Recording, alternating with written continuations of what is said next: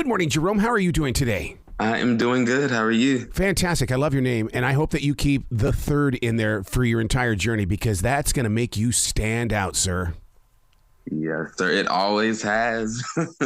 Everyone's like, Jerome Goodwin, the third. The third. It's always a big thing whenever I tell people I'm the third. What has your journey been like, especially on a morning like today? Because I know that as a vocalist, you've got to protect those vocal cords this early as well. How do you prepare for what's about to happen to you for the next hour or so? Right. So whenever I'm on the road or if I have shows or if I know I'm going to be speaking for a while, I'm always resting leading up to the moment. So I'm always taking moments of rest throughout the week, drink plenty of water, even vocal warm-ups for just speaking because, you don't want to be vocally tired whenever you do things like this. So I'm always, preparing ahead, just making sure that I stay ready and my vocals sound good, even if it's just speaking. At 20 years old, my God, you've got the world of music right there in front of you. And what's so interesting about the way that you perform, it's like you are the sound of the future. How do you take that forward to 30 years old and 40 years old? Well, honestly, I just have to stay true to myself. So the sound and what I'm bringing forth whenever I sing and perform is what I grew up listening to and experiencing whenever I was younger. So I take, moments from when I was in church and moments from different videos or whatever that I watched and soaked and absorbed while growing up. And I keep that with me. So I'll just try to keep that with me as I progress through life.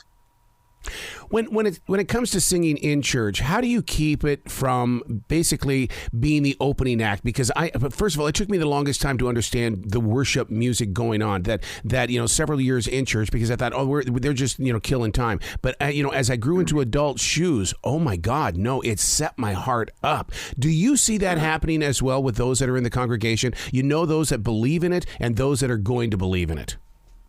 I definitely do.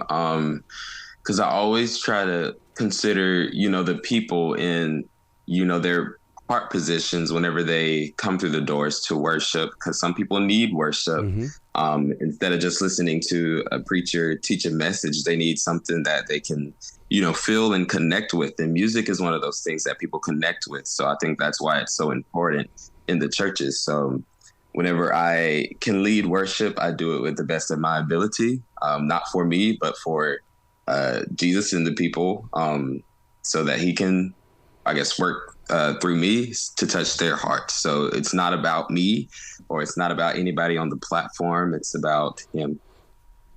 Well, I love the idea that it's no longer about the hymnals, but rather the words that are on the screen, because those words are what, even you may not even know what the lyrics are, but boy, when they're right there in front of you, you're going, oh my God, I felt that. Definitely.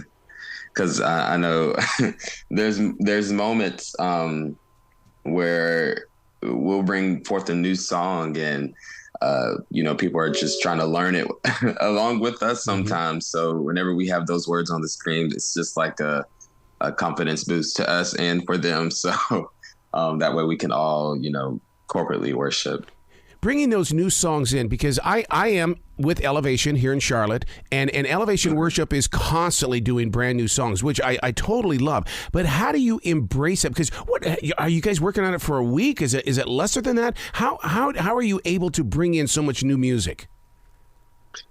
Or I know for my experiences, we try to do songs that they know in a set, and also introduce some songs so that way we can keep, doing songs that are, fresh and that are new on the radio and whatnot. So we just have to, learn it well within ourselves so that we can convey the message and appropriately, because you don't want to mess up on stage and then people are like, so if y'all are bringing all these new songs, I need you to get it together. Yeah. So we're always, spending time with the new song, and if it's not ready, we won't perform it. We just have to make sure that in rehearsals where our minds are in the right set, our hearts are in the right posture to receive a new message every week. Well, I'm just so glad that worship bands are recording their music. And the reason being is because, sure, it's a fan favorite. You want to hear it on a Wednesday. That's when I usually go to Alexa or Spotify and put in the worship band and boom, boom, boom. And you've got that song right there in your heart.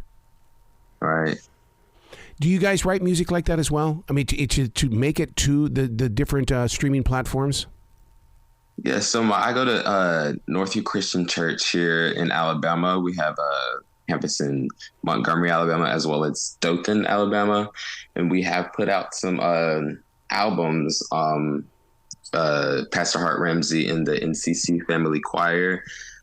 So whenever we put out new music, it's been a while since we have, but it's always something that we can be proud of. Yeah. I know for a fact, because I don't know, when it's something that you made and something that you're proud of, whenever you hear it on the radio or whenever you hear other congregations singing it, it's just so overwhelming. And I genuinely love experiencing that every time I hear someone cover a NCC song or whatnot. I was wondering if you guys knew that, because I mean, there are many times that I'll pick up the original and then I'll hear it in my own church. I'm going, oh man, they're swapping songs. This is the new age of spreading the word.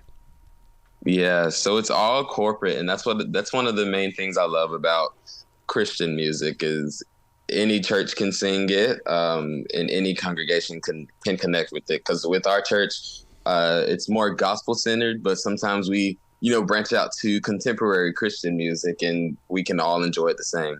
Yeah, but you know what, though? Today's gospel music, I mean, you talk about praise music. I mean, it gets inside your arms and it just takes over everything. And I think when you start experiencing people who aren't just standing there and they're getting involved, I mean, that I love that feeling and why I love being inside that church. Yeah, definitely. Whenever we're singing a up-tempo gospel song, I just love seeing, people running around and shouting and feeling it as much as we feel it. So it's always a joy to see that. So what is it about Alabama this season that I believe there's 3 or 4 different people that are representing that great state? Right, which is absolutely amazing. So yeah, there's 3 people who currently live in Montgomery this season. Mm-hmm. And one who grew up in Montgomery is currently living in Nashville. Yep. And, when we get out there, we're just, meeting everybody and giving our backstories. And then one day we're sitting out in the courtyard and then we're telling everyone where we're from. And I'm like, I'm from Montgomery, Alabama, da-da-da-da. And then someone else is like, oh, I'm from Montgomery, Alabama, too. Like, what? And then somebody's like, I'm from Montgomery. And I'm just like, oh, that is crazy.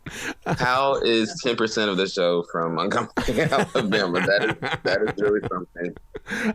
It's God tithing is what it is, that 10% thing. Right. That's what it is. So you're known as the singing dentist. I got to tell you, I love that because, first of all, I've had my dentist for, 37 years, and he's retiring this year. So I would love to have a singing dentist. Do you actually get to sing with your guests?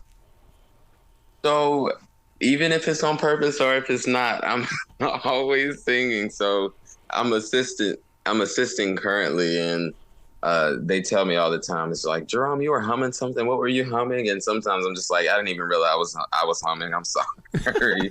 So, yeah, so I'm just, passing instruments and everything, just humming a little song, and I guess they can hear me. So that's the bulk of the singing that the patients are getting right now. Wow. See, at mine, we've had a television screen inside of our big room there for the longest time. I would just turn off that screen and I would just say, no, sing to me, Dennis, sing to me.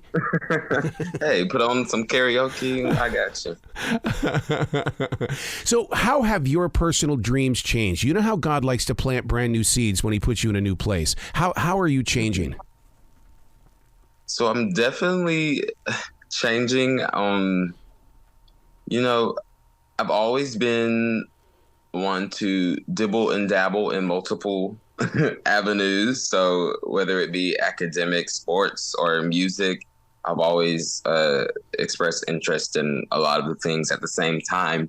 Like currently, I'm a junior biology major in school. And then during the middle of my semester, I was just like, hey, I'm going to do the voice.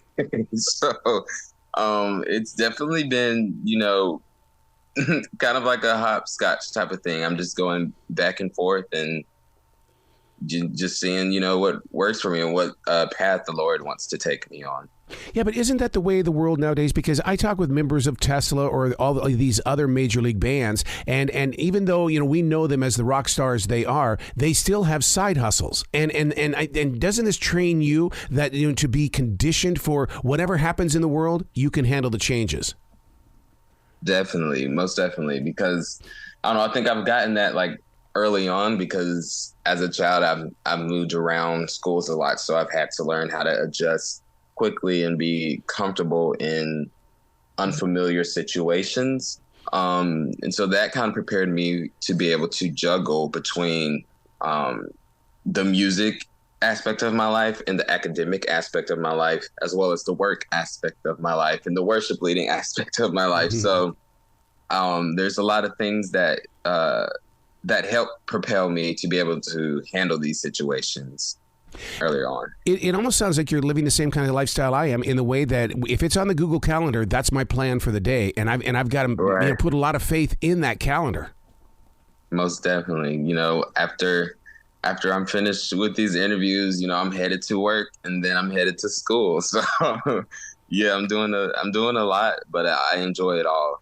All right, let's have that real conversation between creative minds then. Okay, since you're doing three things like that, that's three different personalities. Pastor Stephen Furtick a couple of weeks ago said, we need to study our transitions. We don't study the transitions. How do you transition throughout the day like you're doing and still keep it positive? So definitely I just have to center myself. Prayer is a big thing.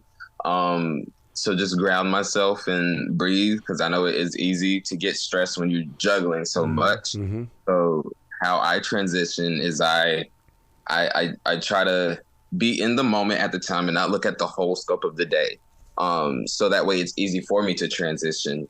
So I'm here right now, and then after it's time for me to leave, I'm going to breathe and go do the next thing instead of worrying about what comes after that next thing. I'm just going to live in that moment and then go do that next thing instead of stressing out, because it is easy to stress. There are so many listeners right now that go through what we're talking about with these different expectations in life, and they don't know how to live in the moment. Meditation and prayer are very strong for me, but it's truly being in the moment. You've got to accept it. Is it an easy journey for you? It's definitely not. I'll say it's becoming easier. Yes.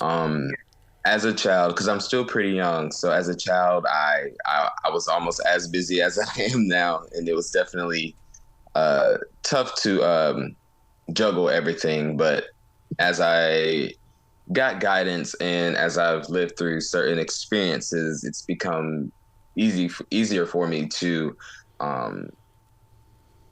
just, ground myself and center myself and be in that meditation of prayer. Yeah. Because I'd say as a child, I didn't pray as much. And I think that's a big part of how far I've become in regard to being able to juggle the different aspects of my life. Have you ever questioned? And the reason why I bring that up is because, and I love talking with people who know the Word of God and live the life of God. But, like everybody else, we have those moments where we question. For instance, like during the lockdown, I kept writing, God, where are you? Where are you? And all of a sudden on my page, it said, I'm here. Where are you? And yeah. It's like, I'm sure you've had moments like that, dude, because I can feel it in your words. Mm-hmm. I've definitely had those moments, and especially during the lockdown, like you said, I was like, the world is, going crazy right now. Where are you, God? Like, where are you at? So you can help me get out this house. Yeah. I need you, you know what I'm saying? And so then as we lived in that moment, he spoke to me. He was like, I am allowing the world time to rest and to reflect. Mm-hmm. And that's exactly what we did. That's all we could do. And so once we were able to get out of lockdown, we were so rejuvenated and so excited to see one another and excited to fellowship with everybody. So I think it was his plan for us to rest and reflect. So he's always working, and he always knows our end from the beginning. So I just learned to trust him. Oh my God. It's like you read my daily writing today, because I even put that in words. I said that you've already written the story that I haven't been invited to, but I know that door is going to open. Wow. Most definitely. And we're living that. If you were talking to me years ago, I wouldn't think I would be here right now. Yep. So it's definitely a journey. And he knows it all. As that student with so much talent around you right now, I mean, it's like it's like you've gone to band camp. Yeah, you've got to come back home eventually and share it with the rest of your family. What do you bring back to the worship band? So I bring back so much, because I've learned so much here, and we do call it band camp amongst the contestants. Really? Yes, we do. Yeah. So I try to bring back as much as I can. So the different vocal techniques that the vocal coaches teach me in the sound levels, even on the stage. And I'm like, we got to try to replicate that, because I'm used to it now. So I need that in my life. So in the, I also direct background vocals for our church, and just try to, get everything together. So I use the experiences that I've learned from blend and harmonies, especially during the duet round, things that I learned from vocal coaches and Paul Merkovich, who's a music director for The Voice. So I definitely try to bring some of the knowledge and try to, give it away for them. So what's the website where listeners can come and give you a lot of love and support, sir? So I'm on all streaming platforms. I have a single out right now. Nice. On Spotify, Apple Music, anything you can think of. It's called My Everything.